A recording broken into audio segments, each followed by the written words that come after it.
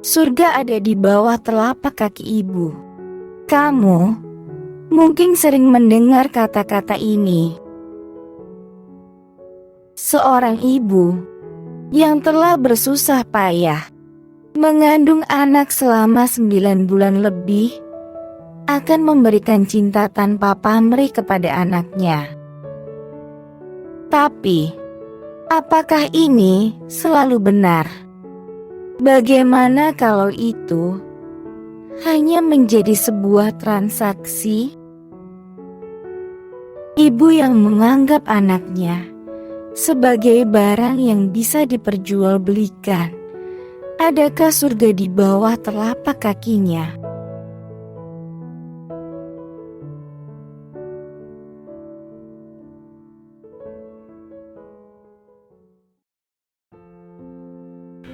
Dokter Lukas Ihsan Hardian melangkah keluar dari ruang operasi dengan rasa lelah. Operasi transplantasi ginjal yang baru saja ia kerjakan ini memakan waktu 5 jam. Sebelumnya Dokter Lukas telah beberapa kali menjadi asisten dokter untuk operasi-operasi sejenis ini. Tapi ini adalah pertama kalinya dia melakukan operasi tersebut sebagai dokter bedah utama. Operasi perdana ini sangatlah berkesan untuk Dokter Lukas. Operasi kali ini berjalan dengan lancar, tanpa komplikasi. Mentornya sering berkata kalau tangan Lukas terlahir untuk memegang pisau bedah. Lukas memiliki tangan yang stabil dan sensitif. Tangannya dapat melakukan operasi dengan akurat dan cepat. Mengingat kesuksesan operasi kali ini, Lukas tidak bisa menahan senyumnya. Meski terlihat lelah, senyuman ini tetaplah membuat para perawat yang melihatnya tergoda. Tanpa memakai masker, wajah Dokter Lukas tampak sangat tampan seperti opa-opa yang ada di film-film drama Korea. Dokter Lukas memiliki temperamen dan wajah yang sangat mendukung.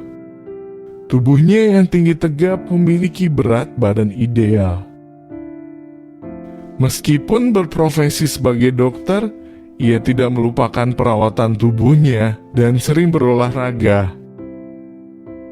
Tentu saja latar belakangnya sebagai putra pemegang saham terbesar grup rumah sakit Hardian juga menambah lapisan emas untuk daya tariknya. Banyak para perawat dan dokter wanita muda yang ingin mendekatinya.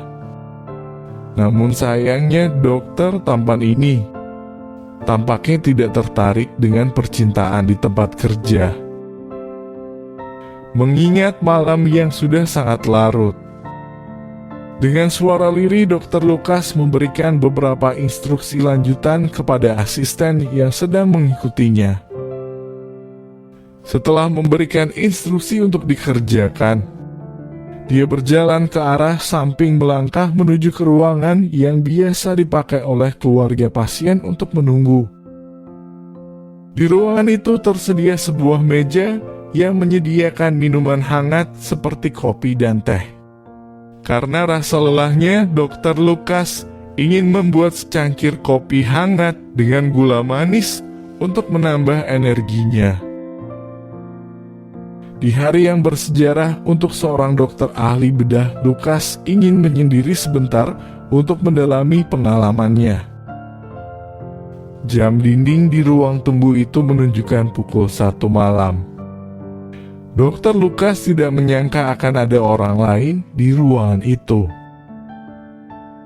Saat dia masuk, ada seorang wanita yang berdiri di dekat mesin pembuat kopi. Seorang wanita muda yang cantik anggun dan terlihat sedikit misterius. Inilah kesan pertama Lukas tentang Joan. Muda, cantik, cerdas, dan misterius. Dokter Lukas tertegun sejenak saat dia melihat wanita di ruang tunggu itu. Ruang tunggu yang tidak seharusnya terbuka untuk umum saat malam hari.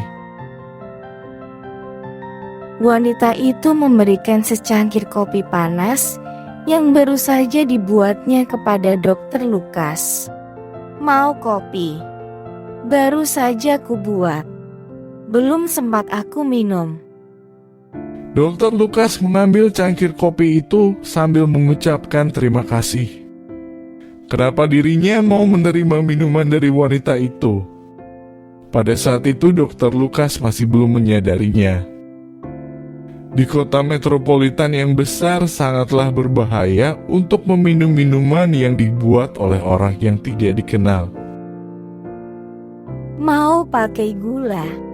Wanita itu bertanya kepada Dokter Lukas sambil menyodorkan beberapa saset gula yang sedang dipegang di tangannya. Tangan yang sangat indah dengan kulit yang terlihat jernih dan halus. Jari-jari tangannya ramping dengan kuku-kuku bersih, tanpa ternodai cat kuku. Dengan sedikit termenung, Dokter Lukas mengambil saset gula dari tangan yang indah itu. Melihat tangan itu untuk sejenak, Dokter Lukas teringat oleh tangan Vanessa, tunangannya. Vanessa selalu membuat kukunya berwarna-warni dan penuh ditempeli sesuatu, kadang terlihat aneh di mata Lukas. Saat Vanessa merangkul tangannya, seringkali ia teringat oleh tangan hantu-hantu perempuan yang dilihatnya di film-film horor. Sebaliknya, wanita di ruang tunggu itu memiliki aura yang terasa bersih. Meskipun hari sudah larut malam, wanita itu masih terlihat rapi dan penuh dengan energi. Rambut panjangnya yang sedikit berombak terurai di belakang punggung seperti sebuah tirai berwarna hitam. Di bawah cahaya redup, rambut wanita itu terlihat seperti kain sutra hitam yang bersinar lembut. Saat menatap wajah Dokter Lukas, sudut bibir wanita itu tiba-tiba melengkung sedikit ke atas. Senyuman kecil itu seolah bisa membaca apa yang ada di pikiran Lukas. Tanpa disadari oleh dirinya sendiri, wajah Dokter Lukas memerah. Wanita ini memiliki sepasang mata yang sangat jernih. Semua pikirannya seakan bisa terlihat di matanya yang cerah. Mata yang sangat indah dan menarik. Sekilas pikiran yang muncul di benaknya ini membuat perasaan Dokter Lukas sedikit berdebar seakan kembali ke masa-masa remajanya. Setelah beberapa saat, Dokter Lukas mulai dapat mengatur kembali perasaannya. Ia tidak merasa pikiran yang muncul di benaknya itu lucu. Di usia yang sudah menginjak 32 tahun, sebagai seorang pria yang sudah dewasa, untuk sejenak ia dibuat kehilangan nalar. Seakan kembali menjadi anak ingusan yang belum mengenal dunia. John melangkah menuju sebuah kursi lalu duduk dengan santai sambil memperhatikan Dokter Lukas yang sedang meminum kopi yang dibuatnya. John tidak melewatkan senyum ironis yang sempat muncul di bibir Dokter Lukas. Meskipun sudah melakukan riset tentang Dokter Lukas, harus diakuinya kalau dokter ini adalah seorang pria yang dapat dengan mudah menarik perhatian lawan jenis. Tidak hanya penampilan wajah dan temperamen yang memikat, pria ini juga memiliki semua hal yang diinginkan seorang wanita dari seorang pasangan. Setelah perasaan malu dan ironis yang dialaminya pudar, Dokter Lukas merasa tidaklah rugi kalau ada seseorang yang menemaninya di ruang tunggu itu. Apalagi jika orang itu adalah seorang wanita yang sangat cantik. Dokter Lukas melirik ke arah jam di dinding, menaruh kopinya di atas meja dan bertanya, "Apakah Anda anggota keluarga pasien rawat inap di lantai atas?" Ini adalah sebuah pertanyaan yang logis. Satu lantai di atas ruang tunggu itu adalah departemen rawat inap untuk anak-anak. Cahaya redup di ruang tunggu itu menyulitkan Dr. Lukas untuk menebak usia wanita itu.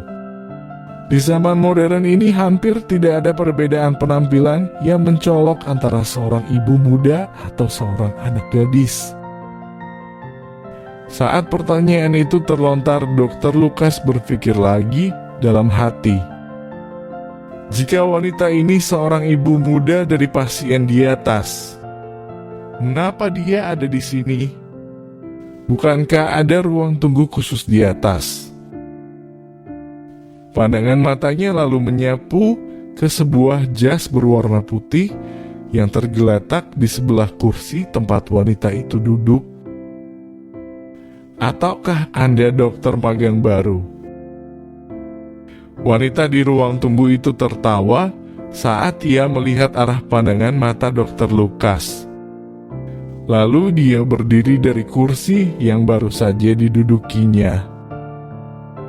Saat itulah Dr. Lukas benar-benar memperhatikan sosoknya yang ramping.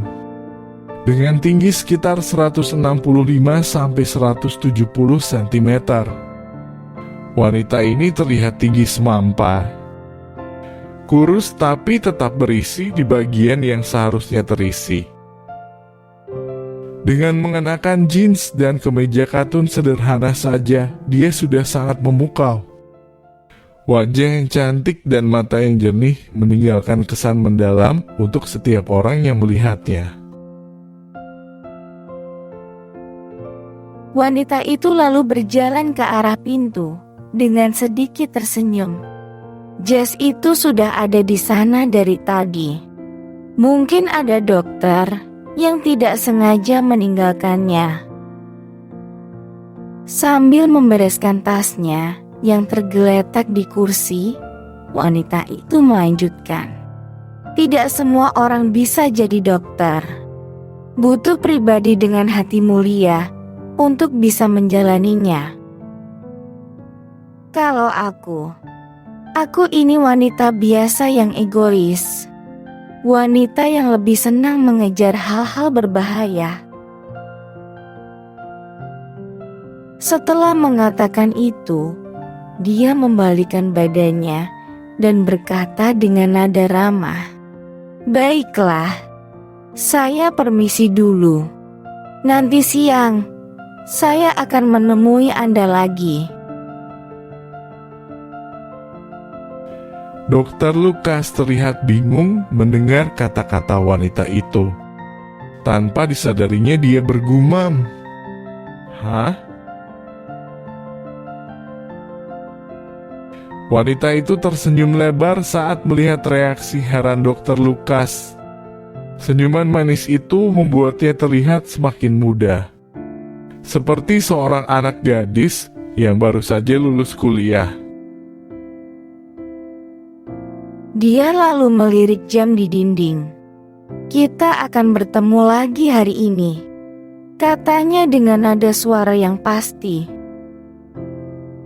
Mendengar nada suara itu, Dr. Lukas tidak bisa menahan diri untuk tidak bertanya. "Oh ya? Kenapa Anda begitu yakin?" Wanita itu mengedipkan kedua kelopak matanya dan menatap langsung mata Dr. Lukas. "Ah, tampaknya Anda masih belum mendapat info," katanya sambil tersenyum, lalu keluar dari ruangan itu. Melihat sosok wanita itu menghilang di balik pintu, Lukas tersenyum. Tiba-tiba pintu ruang tunggu kembali terbuka. Lukas yang mengira wanita itu akan kembali lagi melihat sosok asistennya masuk dari sana.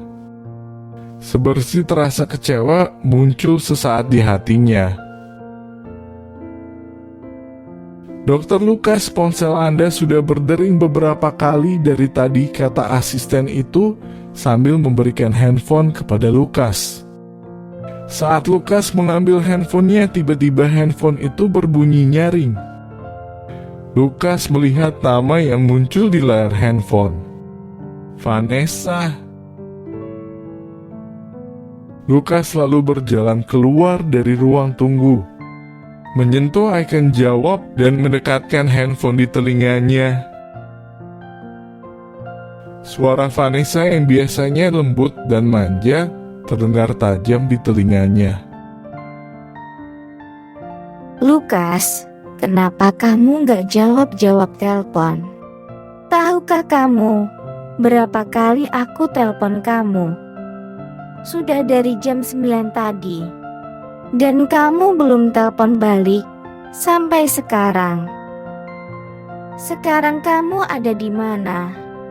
Dari tadi, kamu dengan siapa?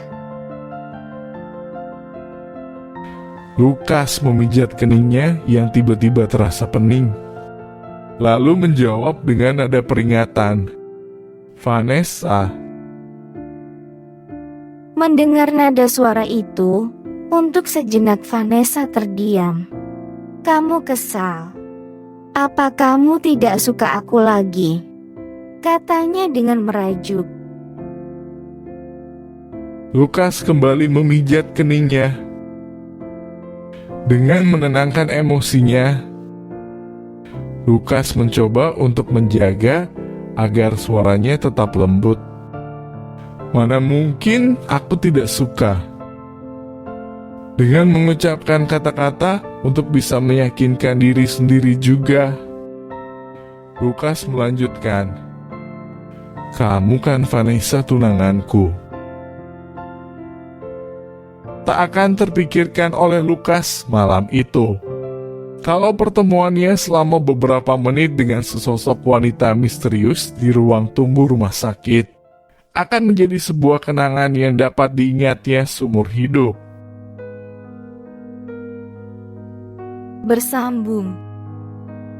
Nantikan di bab berikutnya. Tekan subscribe dan tombol lonceng agar tidak ketinggalan